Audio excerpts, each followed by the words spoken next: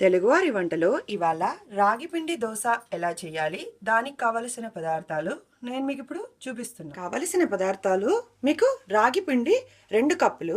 రాగి పిండి మీరు 2 కప్స్ తీసుకోవాలి. మనకు బయట మీరు రాగులు తీసి మెత్తగానే చేసుకోవచ్చు, లేదు బయట మనకు ఇలానే రాగి పిండి దొరుకుతుంది.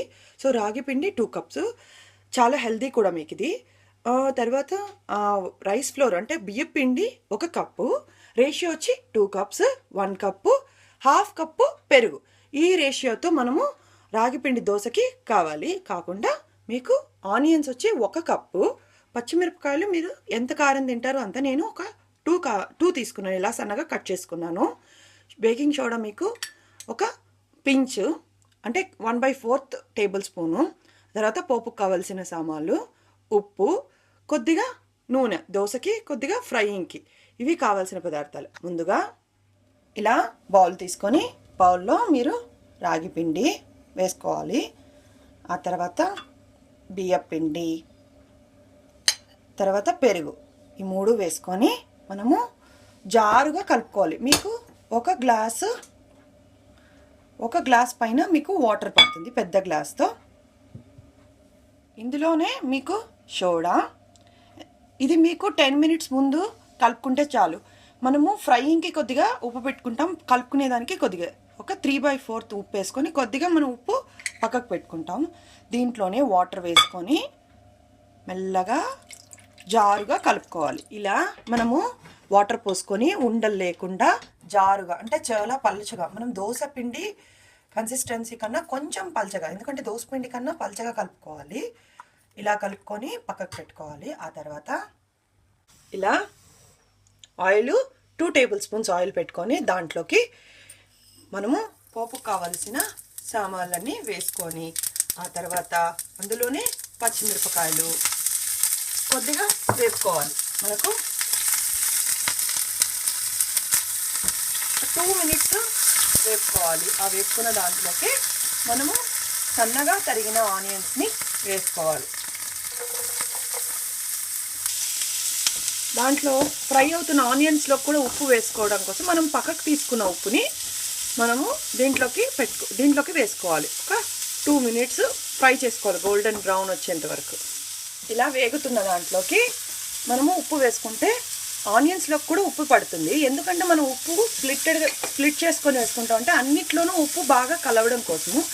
ఇలా సన్నగా తరుక్కుంటే మనకు దోశ కూడా నీట్గా వస్తుంది అండ్ టేస్ట్ కూడా బాగా ఉంటుంది. ఆనియన్స్, పచ్చిమిరపకాయలు వేస్తే, మీకు పచ్చిమిరపకాయలు కారం తినలేము అనుకుంటే గ్రైండ్ చేసి వేసుకోవచ్చు, లేదు మాకు పచ్చిమిరపకాయలు కారం వద్దు అంటే ఒట్టి ఆనియన్స్ వేసి మీరు దోశ కూడా పోసుకోవచ్చు. ఇలా 3/4 వేగంగానే మనము తీసి ముందుగా కలుపుకున్న పిండిలోకి వేసేసుకోవాలి. వేసుకొని బాగా కలుపుకోవాలి.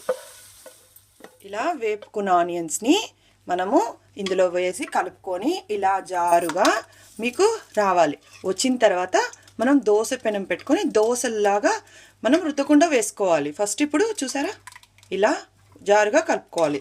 రాగిపిండి దోశ మీరు ఈవినింగ్కైనా లేదు పొద్దునకైనా ఎప్పటికైనా ఈ దోశ చాలా హెల్తీ అండ్ టేస్టీ కూడా. మీకు ఇలా పెనం పెట్టుకొని పెనం కాలిన తర్వాత ఒక 1 టేబుల్ స్పూను నూనె వేసుకోవాలి. వేసుకున్న దాని మీద బాగా ఇట్లా స్ప్రెడ్ చేసుకోవాలి. ప్రతిసారి మనం దోశ పోసేటప్పుడు కలుపుకోవాలి, ఎందుకంటే రాగిపిండి మనకు కింద అడుగంటుంది. ఇలా కలుపుకుంటూ మనము దోశకి దోశ పోసుకోవాలి. సో ఇప్పుడు దీన్ని కాగిన పెనం మీద దోశని ఇలా చుట్టూ పోసుకోవాలి. ఇలా చుట్టూ మనము నెరపకుండా పోసుకోవాలి.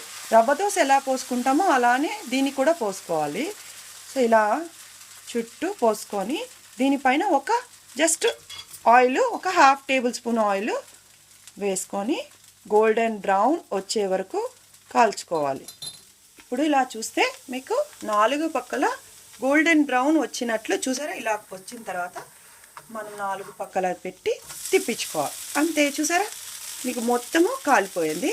ఇప్పుడు మీరు ప్లేట్లో తీసి సర్వ్ చేసుకోవడమే. ఎంతో సింపుల్గా మీకు రాగి పిండి దోశ రెడీ అయిపోయింది. అండ్ మీకు చాలా టేస్టీగా ఉంటుంది, ఎందుకంటే మనం బియ్య పిండి, పెరుగు అన్నీ కలిపినందుకు, ఈవెన్ దో ఆనియన్స్ కూడా వేసినందుకు బాగా మనకు టేస్ట్ కూడా బాగా పెరుగుతుంది.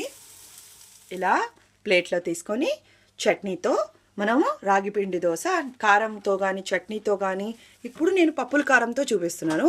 ఈ పప్పుల కారంతో సర్వ్ చేసుకుంటే ఎంతో టేస్టీగా అండ్ మీరు మార్నింగ్ ఈవినింగ్గా కూడా చాలా బాగా సూట్ అవుతుంది.